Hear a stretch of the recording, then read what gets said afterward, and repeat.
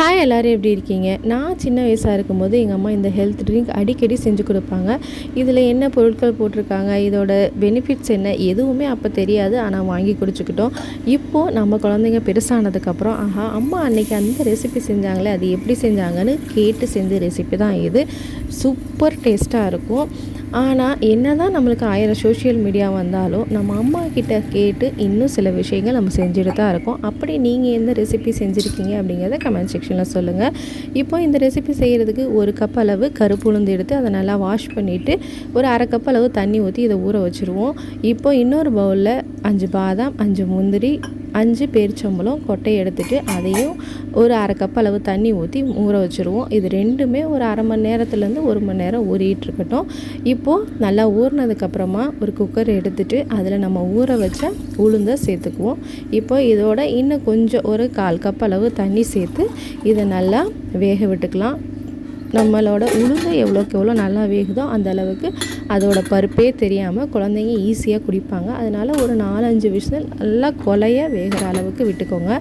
இப்போ அடுப்பை பற்ற வச்சுட்டு நம்ம குக்கரை வச்சுக்குவோம். இப்போது ஒரு 5-6 விசில் கூட வரட்டும். இப்போ நல்லா விசில்லாம் முடிஞ்சதுக்கப்புறம் நம்ம குக்கரோட ப்ரெஷர்லாம் போனதுக்கப்புறம் இதை நல்லா ஓப்பன் பண்ணி பார்த்தா பாருங்கள், இப்படி நசுக்கணுன்னா கையில் நல்லா நசுங்கி வரணும்.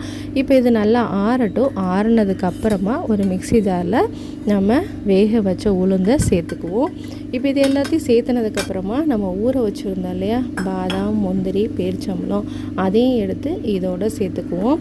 இந்த பாதாம், முந்திரி, பேரிச்சம்பழம்லாம் நான் இப்போது குழந்தைங்களுக்கு பிடிச்ச மாதிரி நான் எக்ஸ்ட்ரா ஆட் பண்ணது தான். அந்த காலத்தில் எங்கள் அம்மா ஆட் பண்ணதெல்லாம் கிடையாது. இப்போ இதை நல்லா அரைச்சி எடுத்துக்குவோம். பாருங்கள், இப்போ நல்லா இந்த மாதிரி மைய அரைஞ்சிருச்சு.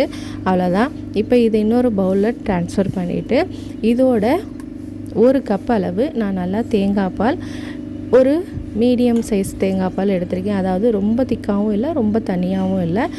ஃபஸ்ட்டு பால், 2வது பால் ரெண்டையும் கலந்து நான் எடுத்து இப்போ நம்ம இந்த மிக்ஸி ஜாரில் அரைச்சோம் இல்லையா, அதுலேயே ஊற்றி நல்லா மிக்ஸ் பண்ணிவிட்டு இப்போ இதை நம்ம அரைச்ச உளுந்தோடு ஊற்றிக்குவோம்.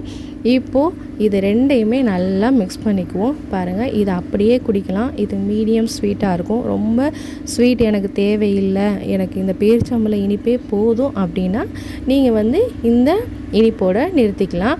இப்போ இதுக்கு எக்ஸ்ட்ராவாக உங்களுக்கு டேஸ்ட்டுக்காக தேங்காய் பூ பிடிக்கும்னா நீங்கள் எக்ஸ்ட்ராவாக சேர்த்துக்கலாம். இப்போ இதில் ஒரு 2 டேபிள் ஸ்பூன் அளவுக்கு தேங்காய் பூ சேர்த்துட்டு ஒரு 2 டேபிள் ஸ்பூன் அளவுக்கு நான் எக்ஸ்ட்ரா நாட்டு சக்கரை ஆட் பண்ணியிருக்கேன். ஏன்னா குழந்தைங்க கொஞ்சம் இனிப்பு தூக்கலாக இருந்தால் தான் குடிப்பாங்க. அதோட ஒரு 1/2 டீஸ்பூன் சப்ஜா சீடை தண்ணியில் ஊற வச்சு அதையும் சேர்த்துருக்கேன். இப்போ இது இந்த வெயில் காலத்துக்கு உடம்புக்கு ரொம்ப குளிர்ச்சியானது. இது வெயில் காலம்னு இல்லை, நீங்கள் எப்பயுமே இந்த ட்ரிங்கை எடுத்துக்கலாம்.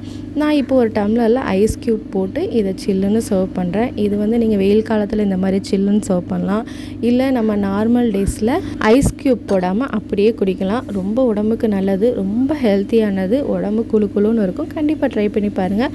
ட்ரை பண்ணி பார்த்துட்டு உங்களோட ஃபீட்பேக்கை கமெண்ட் செக்ஷனில் சொல்லுங்கள். இன்னொரு இன்ட்ரெஸ்டிங்கான வீடியோவில் உங்கள் எல்லோரையும் சந்திக்கிறேன். அதுவரை டேக் கேர், பை பாய்.